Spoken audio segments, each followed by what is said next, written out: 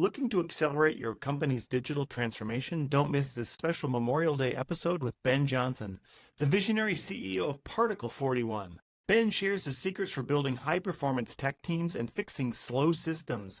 You'll learn how to leverage agile methodologies, AI, and a data-driven approach to get real results. Stay tuned for Ben's actionable insights that you can apply now and speed up your tech innovations. Don't forget to visit our sponsors, pitchdb.com and ContentBasis.io. Go ahead, mull it over.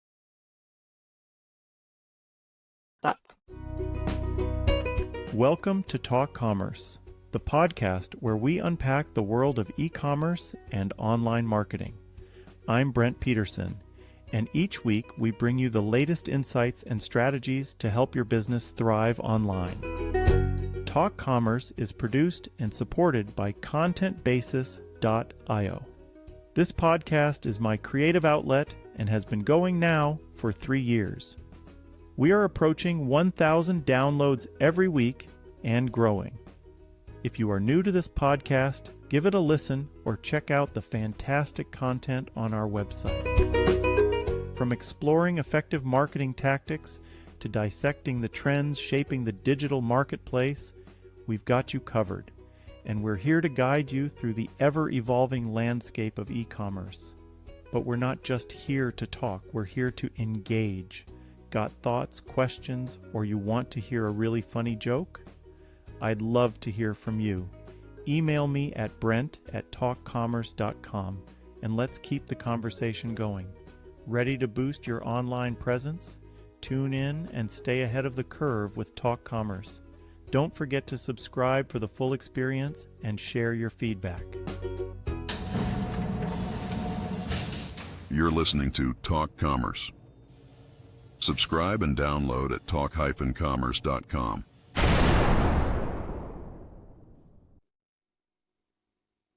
Welcome to this episode. Today I have Ben Johnson. He's the founder and CEO of Particle 41. And in the green room, he explained to me that they don't make boards for the lumber industry.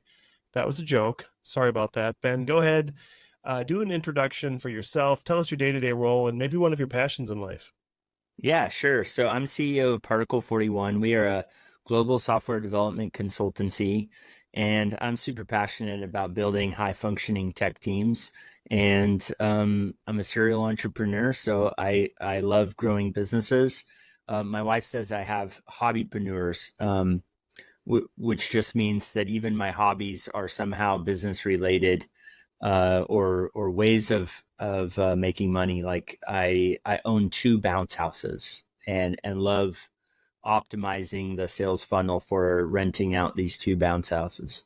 Nice. You could optimize the funnel for getting the kids out. That's right. That's right. Yeah. So far, the audience of my bounce houses are, friends and family. But you never know. I could get that random purchase off my Facebook page at some point in time. But yeah, I have a lot of hobbypreneurs. That's awesome. All right. So before we get into content, you have graciously volunteered to be part of the Free Joke Project. And all you have to do is say, should this joke be free or should we bounce it off the show completely? So here we go. And it's guaranteed to be a really good one. A sweater I purchased was picking up static electricity, so I returned it to the store. They gave me another one free of charge. Yeah. I don't think that's a keeper. I do think that comes into dad joke territory for sure. Definitely should be on the list. I once had dad jokes on command line. So anytime I needed a dad joke, I could just hit a command line command, and get a dad joke on demand. Yeah, that reminds me. I think OpenAPI has a database of dad jokes that you can reference. Mm-hmm. Yeah, that's exactly what it was. Right. Perfect. Hey there, it's Brent from Talk Commerce. As an entrepreneur and podcaster, I'm always looking for ways to share my message and connect with new audiences. That's why I was thrilled when I discovered PitchDB, the ultimate tool for getting booked on podcasts. speaking gigs, and media outlets. When I first tried PitchD, I was blown away by the results. I had a 100% response rate from the opportunities I pitched, and I couldn't believe how easy it was to connect with relevant hosts and planners. With over 3 million podcast opportunities, 148,000 event planners, and 31,000 plus media outlets, and 11,000 conferences at my fingertips, I felt like I had struck gold. What I love about PitchDB is how it streamlines the entire booking process. Everything is organized in one place, and I can easily search for meaningful opportunities, directly connect with decision makers, and reach engaged audiences. The integrated portal, ready-to-use templates, and seamless functionality make pitching a breeze. If you're an entrepreneur, speaking coach, or author looking to expand your reach and make a bigger impact, I highly recommend giving PitchDB a try. Head over to pitchdb.com and see for yourself how this incredible tool can transform your booking game. Trust me, you won't be disappointed. All right, well, let's talk about things more meaningful to business owners. In our green room, I asked you what OKR means. So let's start there. So I think what separates an entrepreneur from just about anything else is being purposeful with how you're planning your business. So OKRs are a framework for goal setting.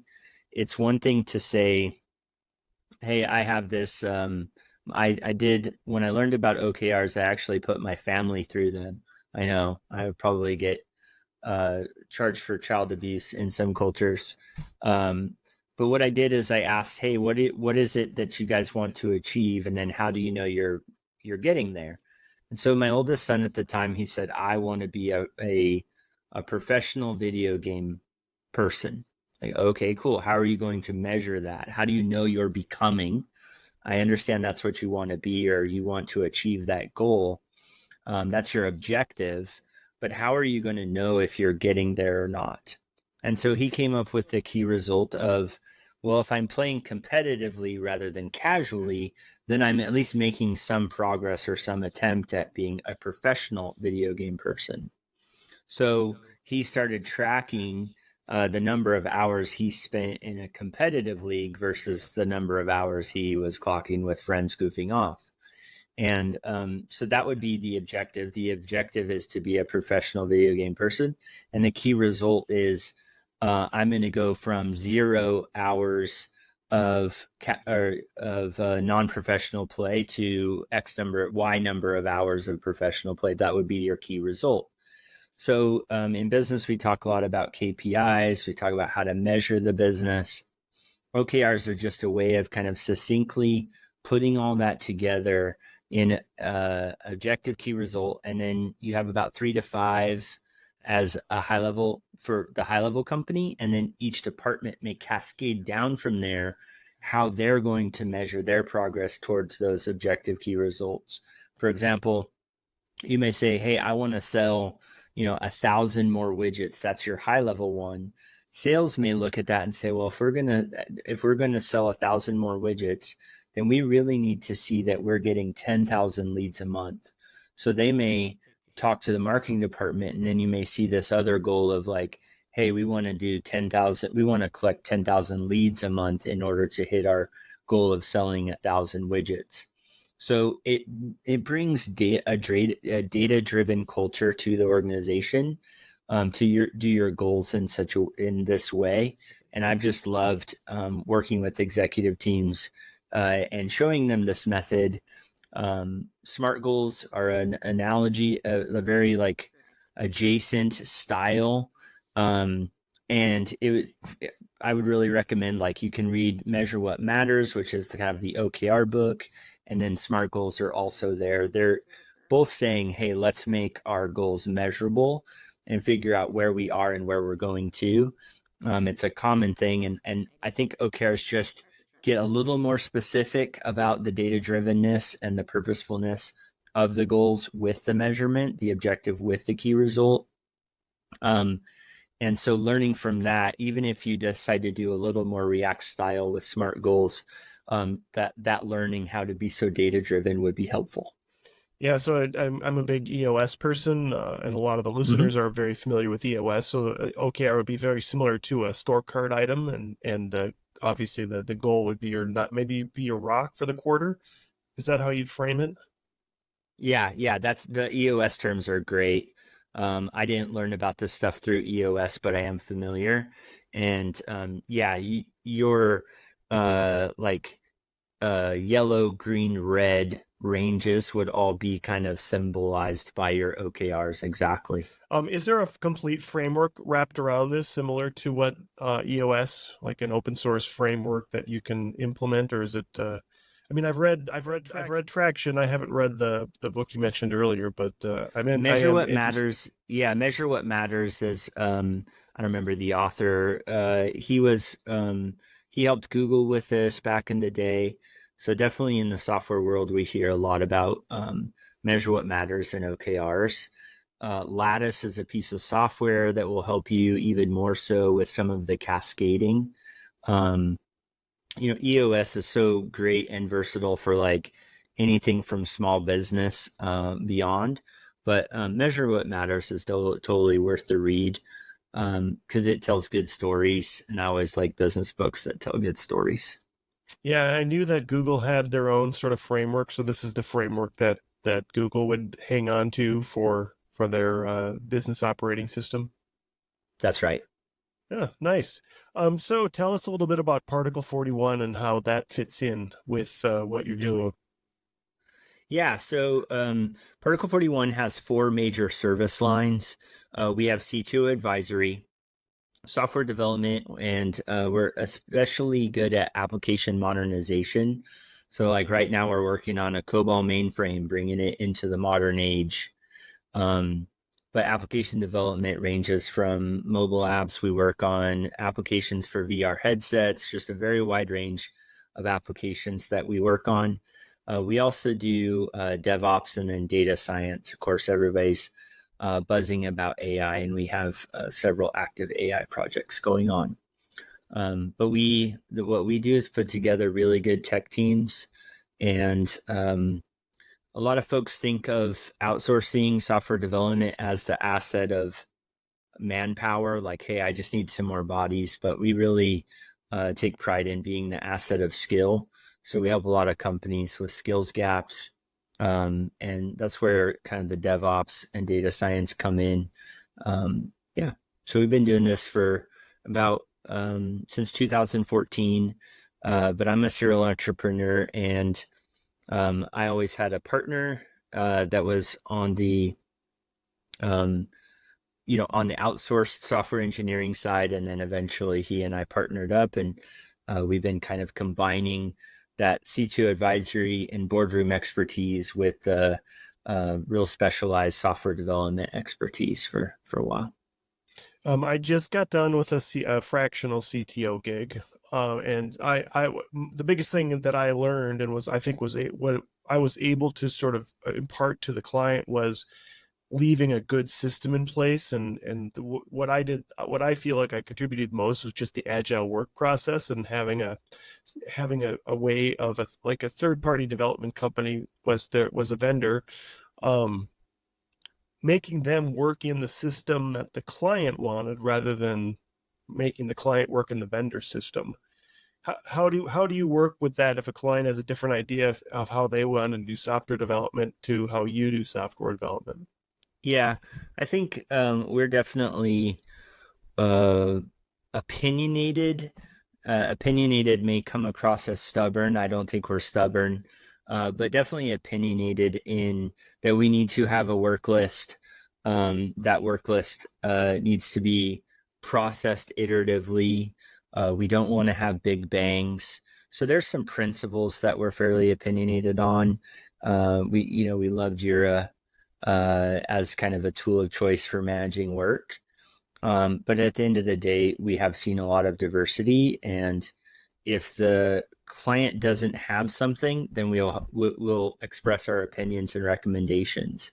If the client does have something, then obviously we don't want to break, or we don't want to break what's not broken or fix. You get my Yeah. point. um it oftentimes that I've found, especially with legacy clients, probably the ones that are on Cobalt, like they may insist they want to work in an agile format, I mean in a waterfall format, but then they want to get started right away and they don't want to do a bunch of pre-planning. They just want to get going, which is in effect going to be agile. And a lot of times it's just how you name it with the client. How do you manage that process of maybe it's just nomenclature on what words you're using and how they're running their system? Yeah, so I kind of think of it as on the executive side, we definitely want to understand what is the commercial outcome. Executives love to see something that looks like a roadmap or a Gantt chart where there's a start and an end and some diamonds where things are kind of coming around. The reality is nobody knows that up front exactly how that's going to play out, but we at least need to visualize the goal and so everybody can be associated with the mission. This part of the visualization, like, hey, we're going to work for 8 months and we're going to have a release of all this functionality, that starts to feel very waterfally to folks. But I think the iterative process, so if you're working in 2-week sprints, the agile process, you still have to be kind of aiming at something, aiming at a commercial result or a commercial target.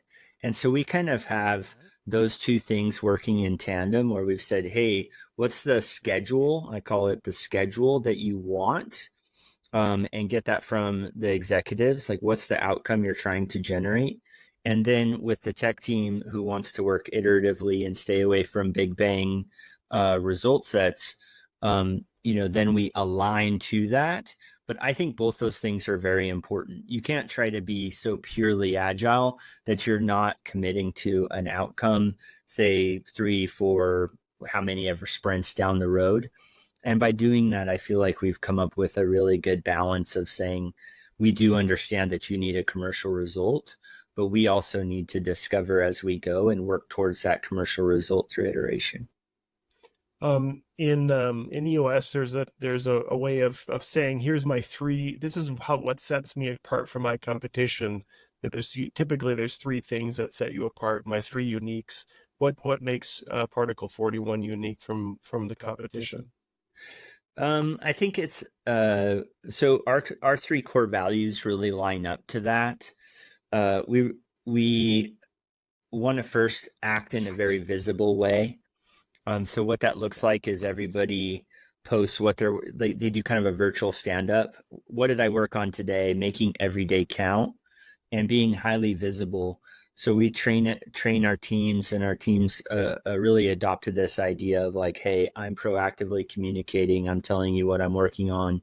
And we're very flat in that way. We don't funnel information through a single person and have them deliver the TPS report once a week. So visibility is super important to us. And then velocity, we know that market competition and speed to market are kind of like 2 factors. The customer needs their things. The customer is the constant. So velocity and moving quickly is super important to us. And then vision. Vision is the third thing. And that's really, vision is the right solution for the proper stage of the company. So vision is acting with quality, building a quality system, but not so much so that you build the perfect system and by the time you're done with it, the market opportunity has already passed. So we really pride ourselves in the correct vision for the solution that matches the company's needs and the market demand. And so we're really having that good vision. And we feel like if we do all 3 of those V's, we have a cheeky thing where, V cubed equals D, and the D is dependability. We want to be, if there's one thing we want to be known for, that's just being a dependable tech partner and doing what we say we will do. Sometimes I wish tech salespeople would skip we're going to get this done and whatever you need to get it done.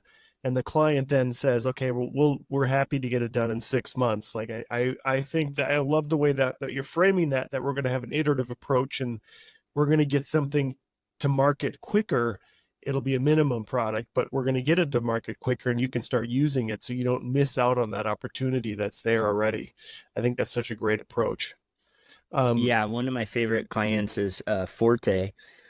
Forte is definitely worth checking out. It's a online music lesson marketplace.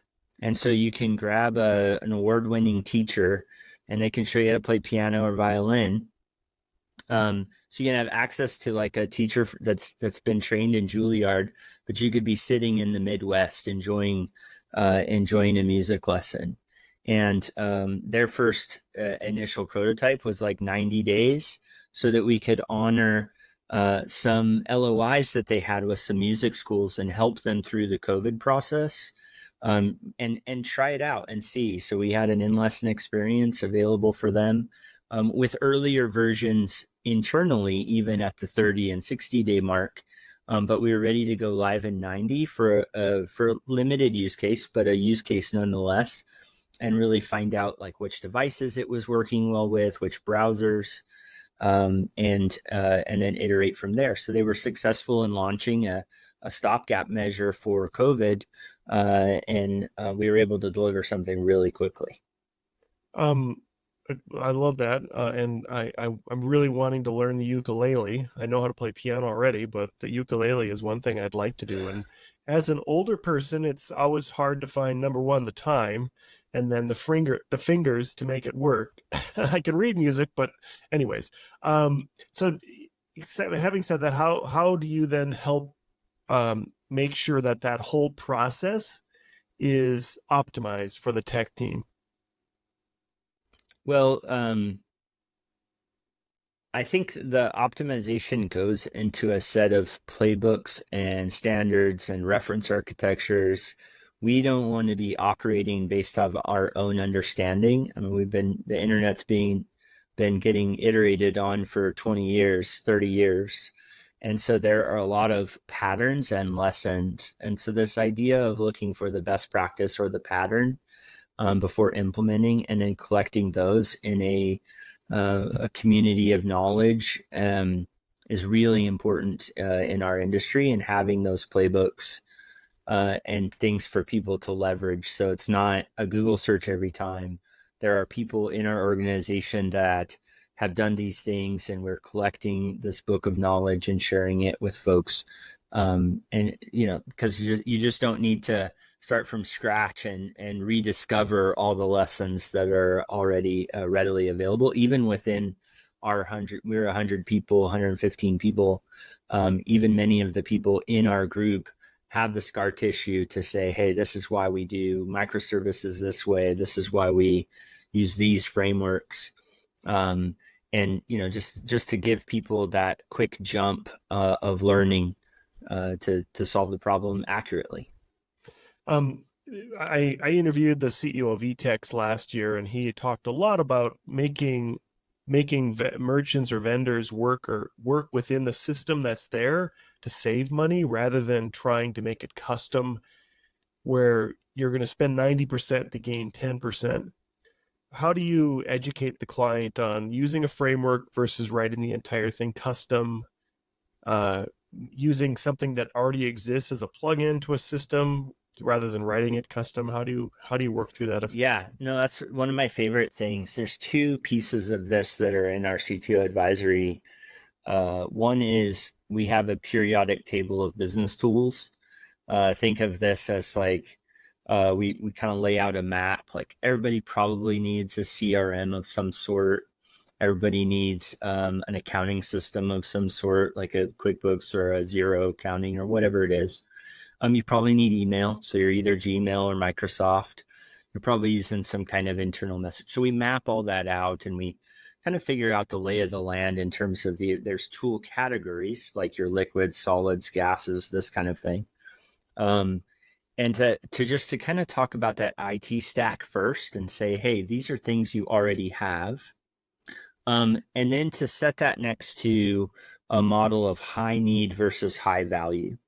So high need things, generally high need things are well established in the market.